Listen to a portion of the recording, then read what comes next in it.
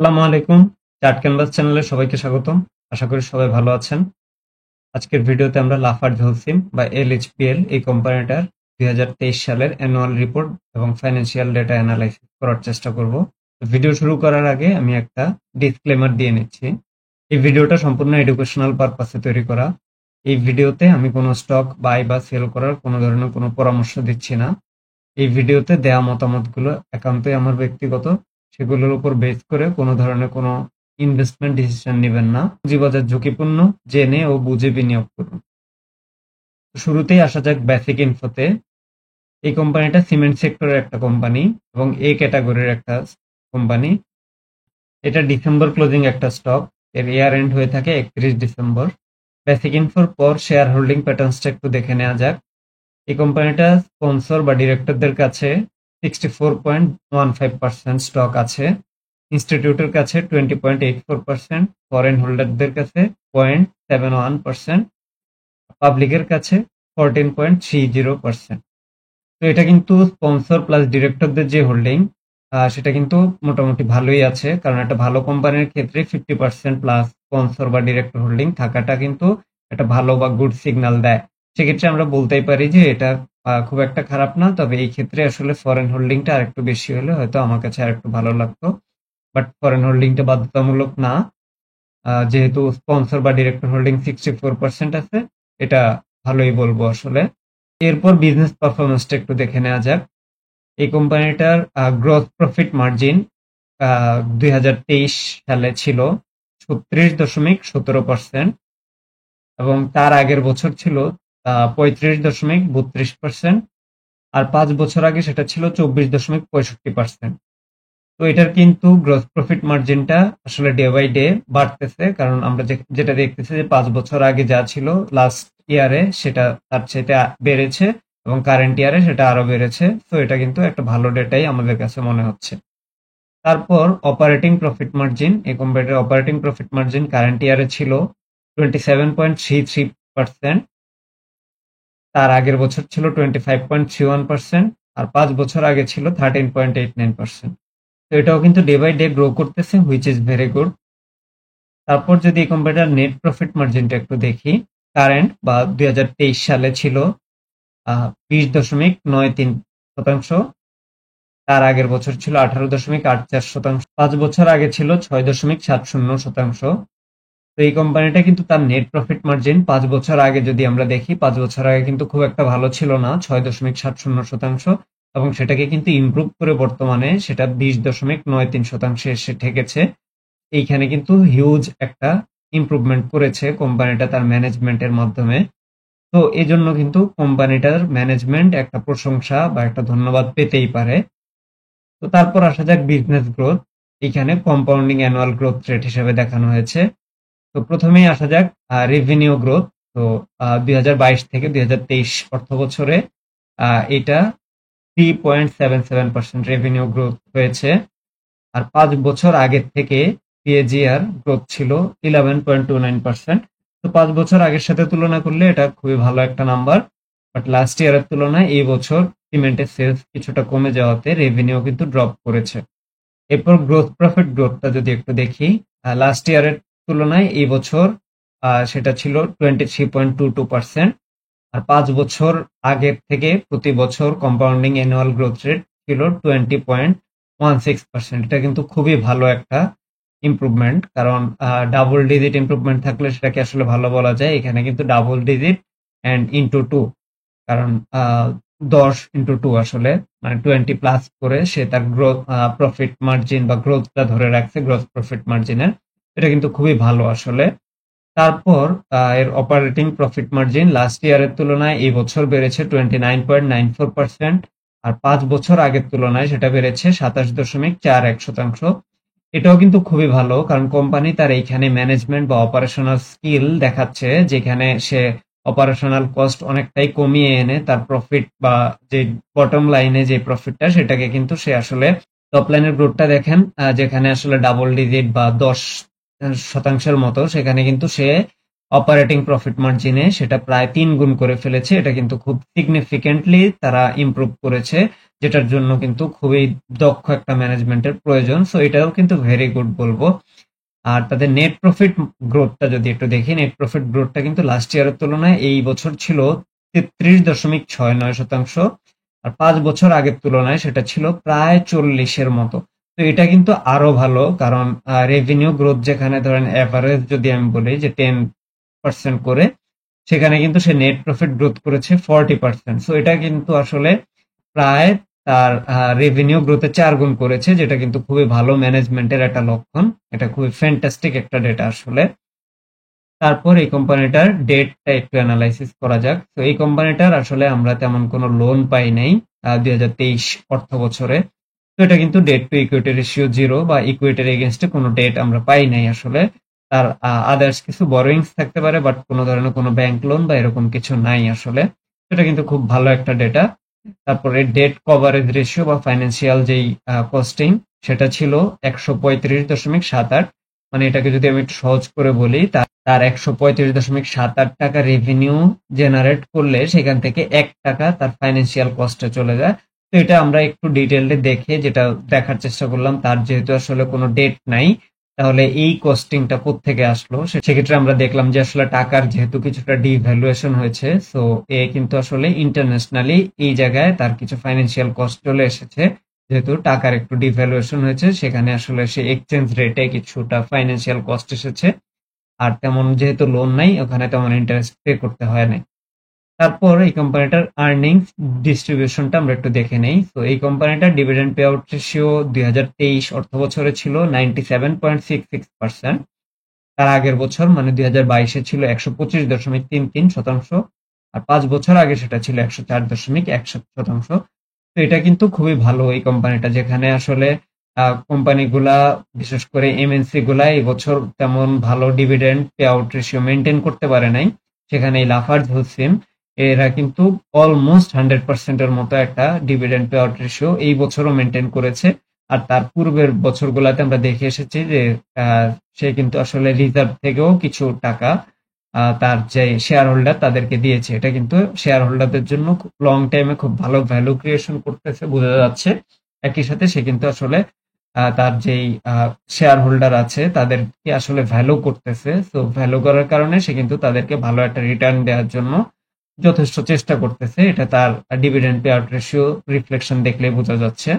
তো এরপর আমরা আসলে ম্যানেজমেন্টের এফিসিয়েন্সিটা একটু দেখে নেই। সো ম্যানেজমেন্টের এফিসিয়েন্সি আরওই বা রিটার্ন অন ইকুইটি ছিল কারেন্টলি বা 2023 অর্থ বছরে যেটা ছিল 26.73, যেটা কিন্তু খুবই ভালো।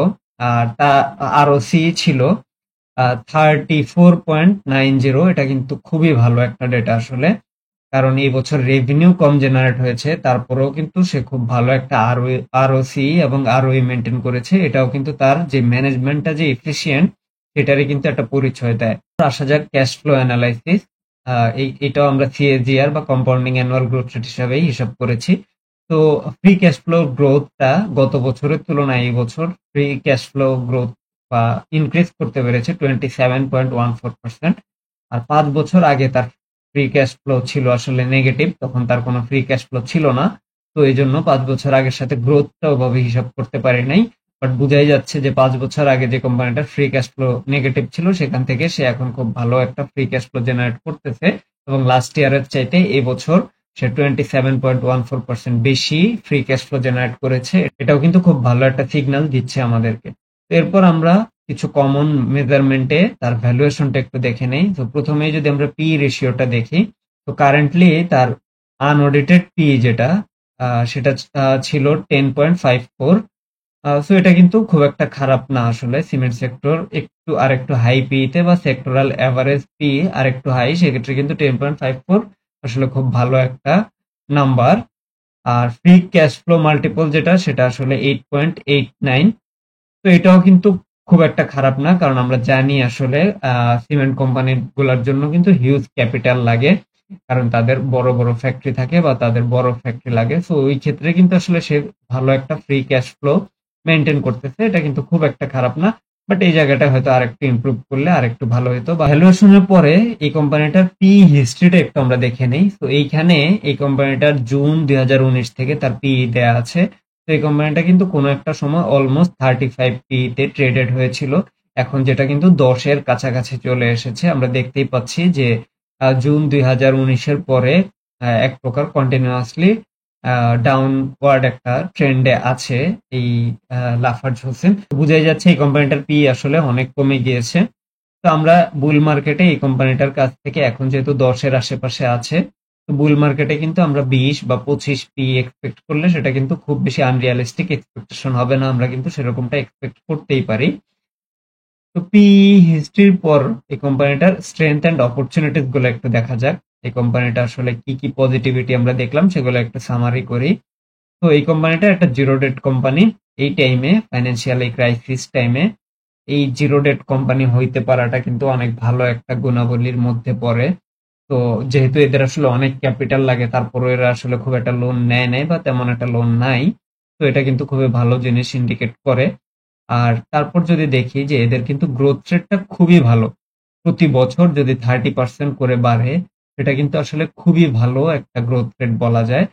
তারপর এই কোম্পানিটা কিন্তু খুব ভালো একটা dividend pay out ratio maintain করে আসতেছে, যেটা কিন্তু শেয়ার হোল্ডারদেরকে একটা কিন্তু খুব ভালো একটা মেসেজ দেয় যে না, এই কোম্পানিটা যেহেতু গ্রোথ ভালো প্লাস হলো খুব ভালোভাবে dividend pay out ratio maintain করে আসতেছে, তার মানে কিন্তু শেয়ার হোল্ডারদের জন্য এই কোম্পানিটা কিন্তু প্রতিনিয়ত কিন্তু ভ্যালু ক্রিয়েট করতেছে। তারপর এই কোম্পানিটার যেই আমরা মার্কেট অ্যানালাইসিস করে দেখলাম, এরা কিন্তু তাদের যেই সিমেন্ট সেক্টরের যে মার্কেট শেয়ার সেটা কিন্তু আস্তে আস্তে আরো মার্কেট গেইন করতেছে। 2022 সালে সেটা ছিল 7%, তাদের মার্কেট শেয়ার ছিল 7%। 2023 সালে সেটা বেড়ে হয়েছে 7.5% এর মতো। এরা কিন্তু মার্কেট আস্তে আস্তে গেইন করতেছে। এছাড়াও এদের আরেকটা পজিটিভ দিক হলো এদের কিন্তু একমাত্র কোম্পানি যাদের ক্লিংকার প্রোডাকশন আছে। তো সিমেন্ট তৈরির মূল কাঁচামাল বা উপাদান কিন্তু আসলে ক্লিংকার। তো বাংলাদেশে কিন্তু দুইটা কোম্পানি একমাত্র ক্লিংকার উৎপাদন করে, একটা সরকারি কোম্পানি আর আরেকটা কিন্তু এই লাফার্জ হোসেন। তো বাংলাদেশে যে পরিমাণ প্রতি বছর যা ক্লিংকার লাগে তার 10% ক্লিংকার কিন্তু লাফার্জ হোসেন একাই উৎপাদন করে।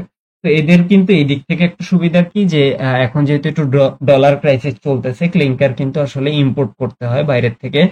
তো এরা যেহেতু নিজেদের ক্লিংকার নিজেরাই তৈরি করতে পারে, সেক্ষেত্রে কিন্তু এদের আসলে সে ডলার ক্রাইসিসের জন্য তারা যে ইম্পোর্ট করতে পারবে না বা এই ধরনের যে ঝামেলাগুলা এগুলা কিন্তু এই কোম্পানিটার ক্ষেত্রে হবে না। তারপর এই কোম্পানিটার পাওয়ার এগ্রিমেন্ট নিয়ে একটু বলা যাক। এই কোম্পানিটা জালালাবাদ গ্যাস লাইনের সাথে একটা চুক্তি করে, যে চুক্তিটা 2003 সালে করে এবং যেটা হয়তোবা 2006 সাল থেকে কার্যকর ছিল। তো এই চুক্তিটা ছিল 20 বছরের জন্য।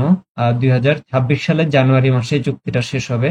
তো ওই চুক্তি অনুযায়ী তারা 2003 সালে একটা প্রাইস নির্ধারণ করে, যেই প্রাইসে তারা কিন্তু গ্যাসের দাম এখনো পে করতেছে। বাট এরপর 2003 সালের পরে গ্যাসের দাম কিন্তু অনেক বেড়ে গিয়েছে, সেটা আমরা কিন্তু সবাই কম বেশি জানি। বিশেষ করে রিসেন্ট বছরগুলাতে কিন্তু গ্যাসের দাম অনেক বেড়ে গিয়েছে। বাট এই কোম্পানিটা কিন্তু চুক্তি মতে সেই দামই কিন্তু তারা পে করে আসতেছে জালালাবাদ কোম্পানিটাকে। তো একটা নিউজে দেখা গিয়েছে যে জালালাবাদ কোম্পানি 2026 সাল পর্যন্ত ওই দামে যদি এদেরকে পাওয়ার সাপ্লাই দিতে থাকে, সেক্ষেত্রে কিন্তু জালালাবাদের 2026 সাল পর্যন্ত প্রায় 700 কোটি টাকা লস হবে। তো জালালাবাদের 700 কোটি টাকা লস হওয়া মানে আসলে মার্কেট প্রাইস থেকে 700 কোটি টাকা কম দামে লাফার্জ হোসিমের কাছে সে গ্যাস সেল করবে 2026 সাল পর্যন্ত টোটাল। তো ওই জায়গায় তার মানে কিন্তু এই 700 কোটি টাকা কিন্তু লাফার্জ হোসিমের ইনভেস্টরদের জন্য আসলে একটা বেনিফিট বলা যায়। স্ট্রেংথ এন্ড অপরচুনিটিস দেখলাম আমরা, চলেন রিস্ক এন্ড চ্যালেঞ্জেস গুলো একটু দেখে নেওয়া যাক এই কোম্পানিটার জন্য। তো প্রথমেই আসা যাক যে সিমেন্ট কোম্পানির স্টক গুলা কিন্তু সাইক্লিক্যাল বিজনেস। এই কোম্পানিগুলো আসলে সবসময় ভালো করে এরকম না, অর্থনীতি যখন ভালো অবস্থানে থাকে তখন ভালো করে। তো এরা কিন্তু দেখা যায় যে আসলে একটা সাইক্লিক্যাল অর্ডার মেনটেন করে চলে, হয়তো 2-3 বছর ভালো করে, তারপর 2-3 বছর একটু বাজে অবস্থা যায়, আবার 2-3 বছর ভালো করে। তো এটা কিন্তু একটা সাইক্লিক্যাল বিজনেস। এটা একটু এই কোম্পানিটার জন্য একটা রিস্ক ফ্যাক্টরের মধ্যে পড়ে যায়। তারপর যেটা আছে সেটা হলো যে আসলে গভর্নমেন্ট ইদানিং কালে যেহেতু আসলে ফাইন্যান্সিয়ালি একটু স্ট্রাগল করতেছে বাংলাদেশ, বা বিভিন্ন রিজার্ভ বা বিভিন্ন ইস্যুতে যেহেতু একটু স্ট্রাগল করতেছে, সেক্ষেত্রে কিন্তু গভর্নমেন্ট আসলে মেগা প্রজেক্ট, নতুন কোনো মেগা প্রজেক্ট নেওয়া আস্তে আস্তে কমিয়ে দিচ্ছে। তো গভর্নমেন্ট যখন নতুন মেগা প্রজেক্ট নেয় তখন কিন্তু এই কোম্পানিগুলা কিন্তু সেখানে অর্ডার পায় গভর্নমেন্টের কাছ থেকে। তারা হয়তো সিমেন্ট সেল করতে পারে বা বিভিন্ন প্রোডাক্ট সেল করতে পারে। যখন গভর্নমেন্ট কম প্রজেক্ট করে তখন কিন্তু এই কোম্পানিগুলো আসলে সেল করতে পারে না। সো এটা কিন্তু একটা রিস্ক ফ্যাক্টরের মধ্যে পড়ে যায়। বাট আমরা আশা করতে পারি যে বাংলাদেশের ইকোনমি যদি রিভাইভ করে আবার, সেক্ষেত্রে গভর্নমেন্ট হয়তো মেগা প্রজেক্ট গুলা আবার নেওয়া শুরু করবে। তারপর যেটা আসে সেটা হলো যে মনিটারি পলিসি টাইটেন করতেছে। তো এটা আসলে আগেরটার মতোই বলা যায়। তো গভর্নমেন্ট আসলে যেহেতু একটু কনজারভেটিভ ওয়েতে চলতেছে, গভর্নমেন্ট কিন্তু এখন আসলে এক্সিস্টিং যে প্রজেক্ট গুলো হাতে আছে সেগুলাই ক্লোজ করতেছে, নতুন কোনো মেগা প্রজেক্ট নিচ্ছে না। তো গভর্নমেন্ট কিন্তু একটু এখানে কনজারভেটিভ বা একটু হিসাবি হয়ে যাচ্ছে। তো গভর্নমেন্ট যেহেতু কনজারভেটিভ হয়ে যাচ্ছে, ওটার ইফেক্ট কিন্তু জনগণের উপরও পড়বে। এক্ষেত্রে কিন্তু তাদের যেই খরচটা সেটা কিন্তু কমে আসবে বা কমাতে হবে। তো তাদের খরচ কমানো মানে আসলে বাড়ি ঘর বা এগুলো প্রোডাকশন একটু কম হলেও হতে পারে সামনের দিনগুলোতে। হুম। তারপর ইনফ্লেশন, আসলে ইনফ্লেশন যখন অনেক বেড়ে যায় তখন কিন্তু আসলে নিত্য প্রয়োজনীয় দ্রব্যের দামও বেড়ে যায় বা সবকিছুর দামই বেড়ে যায়। তখন কিন্তু আসলে মানুষ বেসিক নিড ফুলফিল করার জন্যই তার যে ইনকাম থাকে বা তার যে জমানো টাকা থাকে সেটা কিন্তু বেসিক নিড ফুলফিল করার জন্যই বেশি ইউজ করে থাকে। সেক্ষেত্রে কিন্তু তার লাইফস্টাইল ইমপ্রুভমেন্টের জন্য সে খুব একটা তখন খরচ করে না ইনফ্লেশন চলাকালীন। তো এই ক্ষেত্রে কিন্তু এই কোম্পানিটা একটু এফেক্টেড হবে, কারণ লাইফস্টাইল ইমপ্রুভমেন্টের মধ্যে কিন্তু এটাও পড়ে যে কেউ হয়তো নতুন ফ্ল্যাট করলো বা ফ্ল্যাট কিনলো। তো এই কাজগুলো, কনস্ট্রাকশন রিলেটেড কাজগুলো হয়তো কিছুটা একটু কম হতে পারে ইনফ্লেশন যতদিন কন্ট্রোলে না আসে ততদিন। তো এটা কিন্তু এই দিক থেকে এই কোম্পানিটার জন্য একটু রিস্ক অ্যান্ড চ্যালেঞ্জেস এর মধ্যে পড়ে যায়। তারপর যে জিনিসটা আসে সেটা হলো যে গ্যাস শর্টেজ। তো আমরা জানি যে সিমেন্ট কোম্পানিগুলোর জন্য কিন্তু হিউজ গ্যাস লাগে আসলে। তারা যখন ক্লিংকার থেকে সিমেন্ট উৎপাদন করে তাদের এটার জন্য কিন্তু প্রচুর গ্যাস লাগে। বাট ইদানিং কালে আমরা দেখতে পাচ্ছি যে গ্যাসের কিন্তু প্রচুর শর্টেজ আছে। তো যে কারণে কিন্তু ইন্ডাস্ট্রিতে গ্যাস সাপ্লাই দেওয়া যাচ্ছে না, যে কারণে অনেক কোম্পানির প্রোডাকশন কিন্তু হাফ হয়ে গেছে বা অনেক কমে গিয়েছে। তো এই ক্ষেত্রে গ্যাসের এই শর্টেজটা যদি চলতে থাকে, এই ক্ষেত্রে কিন্তু লাফার্জ হোসিন তারাও কিন্তু এটার একটা ইফেক্ট তারাও হয়তো দেখবে বা এটার জন্য তারাও কিন্তু এফেক্টেড হয়তো বা হবে। গ্যাস শর্টেজের পাশাপাশি একটু আগে আপনাদেরকে যে নিউজটা বললাম, তো ওই নিউজটা যদি দেখি যে জালালাবাদ গ্যাস কোম্পানির সাথে এই কোম্পানিটার যে একটা চুক্তি ছিল যে 2026 সালের 17 জানুয়ারি সেই চুক্তিটা শেষ হবে। তো ওই চুক্তিটা যদি শেষ হয় তাহলে কিন্তু এই কোম্পানিটা আবার বর্তমানে গ্যাসের যেই দাম চলতেছে ওই দামে কিন্তু সরকারকে বা জালালাবাদ গ্যাস কোম্পানিকে গ্যাসের জন্য পে করতে হবে। সেক্ষেত্রে কিন্তু এদের কস্টিং কিছুটা বেড়ে যাবে। সেক্ষেত্রে আসলে এইটাও কিন্তু এই কোম্পানিটার জন্য বা তাদের বটম লাইনের যে গ্রোথটা সেখানে হয়তো কিছুটা রিফ্লেকশন সেক্ষেত্রে পড়তে পারে।